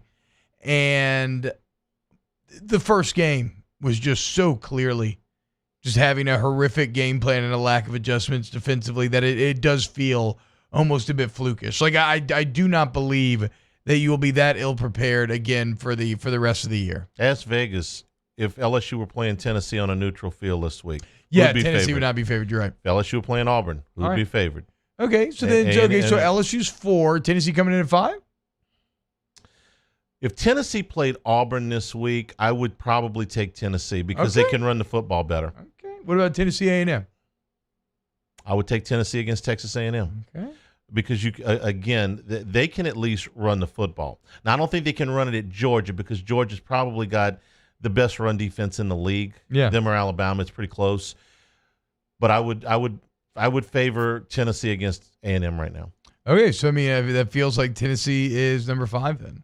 Yeah. And then I guess it's kind of the rest of the rest and then the rest of the East. And I'm not going to ding Tennessee if they go in and get beat 2 touchdowns against Georgia. That's what they're supposed to do. No. You laid it out perfectly. Alabama and Georgia are matchup nightmares for what Tennessee wants to do offensively. Now, if they go get housed, if they go get beat 43-10, then forget it. I mean, we'll reassess at that point.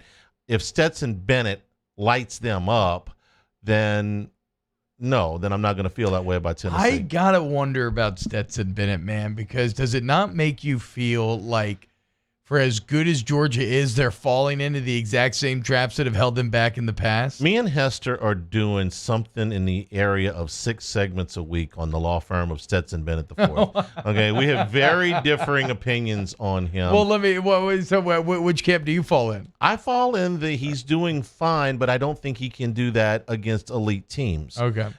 What he did against Auburn was a nice performance. I think he threw for 240, something like that. And they scored 27 points. It's a game manager type of line. Yeah. And you're going to have to score over 30 points to beat Alabama. I mean, you're going to have to score over 30 points to beat Florida. And I don't think he can do that. How is he any different than Jake Fromm? Well, Fromm, I thought Fromm, there were games that he won that he didn't make big mistakes in. He didn't throw a lot of interceptions. No, I agree. And they were able to beat Florida. Maybe Florida was still on the come a little bit. I get it.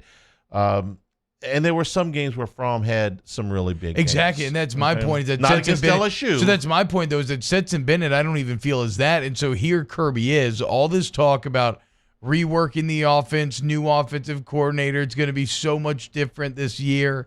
All the offseason hype of even though they have 10 of 11 new starters, putting them ahead of Florida and putting them as this top team. And yet I mean, look, when the best team, when it gets to that championship best of the best type of matchups, I mean, it just feels like a lot of the same flaws that held Georgia back offensively last year are just going to still be there this year. So here's the question. They play Alabama next week, and I don't think he's going to be able to move the ball against that defense very well. I know Alabama's given up some yards, but I don't think he moves it.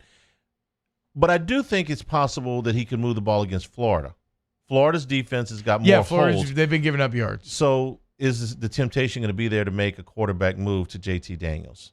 Now, if Stetson Bennett goes out there and throws for 325 yards against Tennessee, then I'm going to have to shut up, because at that point he will have done it against Auburn and Tennessee, and at that point I gotta scream uncle. It's fair. But I'm still a little bit. I'm with you. I think he's got limitations. I think he's serviceable, but you got to be better than serviceable to beat Alabama. You got to be better than serviceable to beat Florida. I mean, LSU found out that, right? Yeah, you can't. Yeah, exactly. You can't play in a phone booth against Alabama. You can't. Florida, you can get away with a little more, but not Alabama. You're not going to beat Alabama 17-10. Yeah. No. But it's okay, Hanny. You know why? What? Asterisk year, nothing counts. So if Alabama wins a natty, throw it with all their other fake natties. It doesn't count. Throw it out the window. Well, they probably already counted it. All right. Next on the list, they actually ask about that. I mean, I guess we haven't gotten much of a look at too much of the national powerhouses, but is Alabama the best team in the country once again? Yes.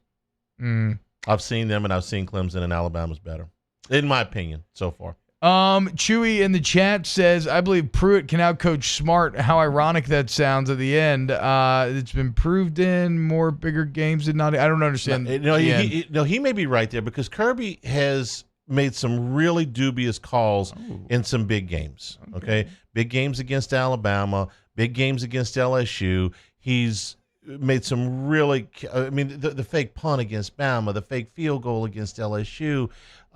You look down and all of a sudden they've run the ball on first down 74% of the time or whatever it was.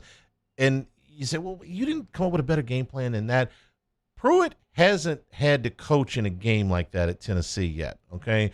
They had those ridiculous upsets against, was it UAB last year? And then they lost again to BYU. They lost that they to should have Georgia won. State. Georgia State, not UAB. At home. And then they blew the big lead to BYU. Georgia State wasn't good. No, they weren't.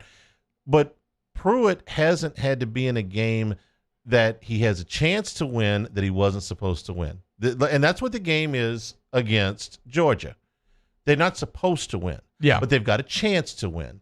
So let me see when it's when it's 4th down and 3 from the 27-yard line in a 4-point game or whatever, what he's going to come up with and how he manages the clock and how he manages his personnel.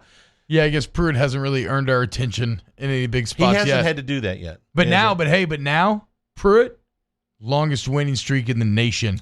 He does. The human thumb. How about it? It's a couple against South Carolina, a couple against Vandy, one against Kentucky, one against Indiana. Again, this Don't week let the facts get in the way of a good story, Hanny, because the fact is longest winning streak in the nation. It is. Brad Bassinger. Hanny, what do you think of the safety play so far, excluding Stevens? Interesting. In the first game, they made some really big mistakes. The Harris play on Kylan Hill was a massive play in the ball game. It's just a very, very routine play that he's got to make that cost LSU dearly. Maurice Hampton made not quite as big of a mistake, but he did something that I didn't see him do last year very often, which was take a bad angle, which turned what should have been a first down gain into about a 35-yard gain in the second half. I didn't notice as much this past week because Vanderbilt couldn't throw the ball. So I would say they had a very bad game 1 and a very good game 2. Lamom 2020. That's probably Louisiana Mom. Question for either one of you. I like Lamom. Lamom 2020 asks, questions for either one of you. Is there any scenario in which you could envision LSU beating Alabama this year? If they played this week, no. I think Alabama would beat them by 2 scores. But that game's 6 weeks from now. A lot can happen. Got a little while yet. Let this offense develop a little bit. Have a couple things go your way. it's tough to feel good about guarding those guys after you witnessed against Mississippi State. So, yeah, I mean, look, this is one of those years where if you're an LSU fan approaching the LSU-Bama game, it's kind of a bit freeing because you kind of be free of expectation, at least how we sit here right now, unless things change drastically within the next month or so. It kind of feels like, yeah, you're not supposed to win it, so go out there, hope for the best, and see what happens. I don't know that they're going to be as big an underdog in 6 weeks as they would be tomorrow. I do agree with that. I believe there's an opportunity to move up. But that just speaks to the like you just keep going back to the inherent makeup of this LSU team is just it's just super young. And when you have that youth, it does a few things. It makes you very volatile. It means you're going to be prone to some just real head-scratching mistakes. But when you look at the talent they have, it also means when it does click and when you get it right, it's going to look really damn good. And so you'll probably knock off someone that you shouldn't, and you'll lose someone that you shouldn't. Hopefully you've already gotten the losing to the teams that you shouldn't out of the way. But another thing about a young team is that they will show more improvement over time than will a more fully fleshed out senior-laden team. What's the difference between LSU and Alabama? Let me ask it this way. Did you think that LSU and Alabama had comparable talent a year ago?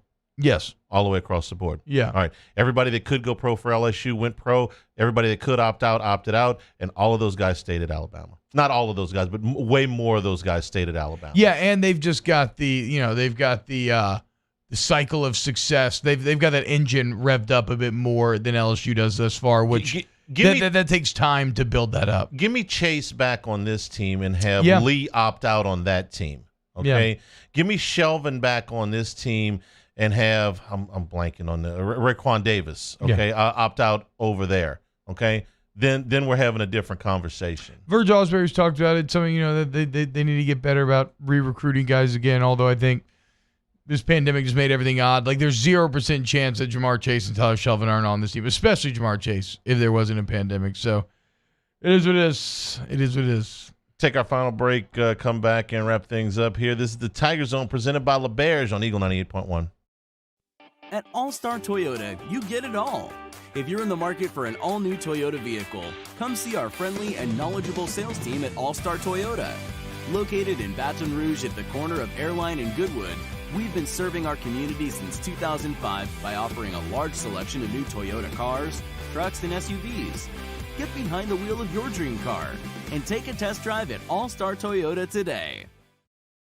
Gulf Coast Bank and Trust is a local bank with a straightforward philosophy. It's about doing the right thing for our customers. Participating in our community with annual local fundraisers, offering individual attention in a modern banking atmosphere with a trusted local company. Gulf Coast Bank invested in technology with a local touch, giving our customers the power to bank anywhere, anytime. We're building relationships through personal service as the bank that cares about you. Gulf Coast Bank and Trust, the bank that cares about you. I've been doing business with Luba for 25 years. They're dependable, trustworthy. It's just the attention to detail with our clients. Our folks have years and years of experience. They're highly trained professionals. But many companies have that asset. What I'd like to think makes Luba a bit different is that we use those talents in a way that truly is dedicated to serving the needs of the folks who depend on us.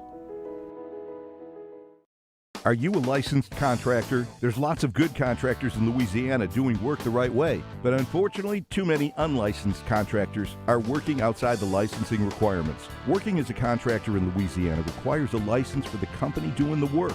The Louisiana State Licensing Board for Contractors wants to help you get licensed to allow you to conduct work legally. It's not difficult to get the license. We can help you. Go to lacontractor.org for more information. Licensed contractors, it's the law. Gulf Coast Office Products is a nationally recognized Savin office equipment dealer based right here in Louisiana. Over 100 employees strong, Gulf Coast has the boots on the ground to support all vertical markets, from education, engineering, legal, and finance. With the latest in office technology, from desktop to production segment units, Gulf Coast and Savin have the perfect fit for you. Call 225-756-2644. That's 756-2644 for Gulf Coast Office Products.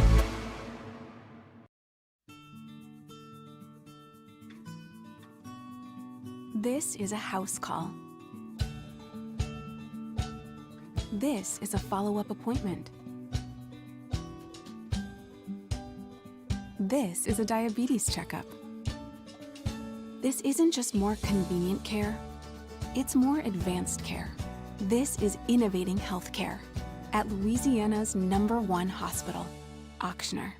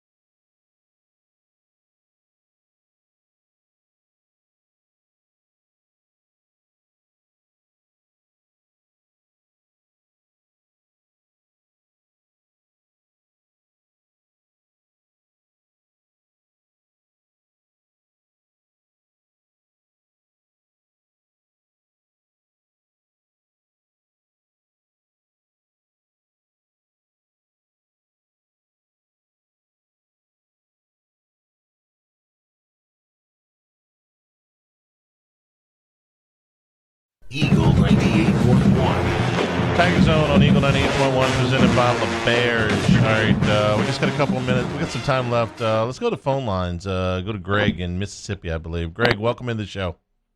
Well, good evening, guys. Got on a little late because I was watching the debate, but I want to ask you, whose stock is rising quicker, Lane Kiffin's or Matt Corral's?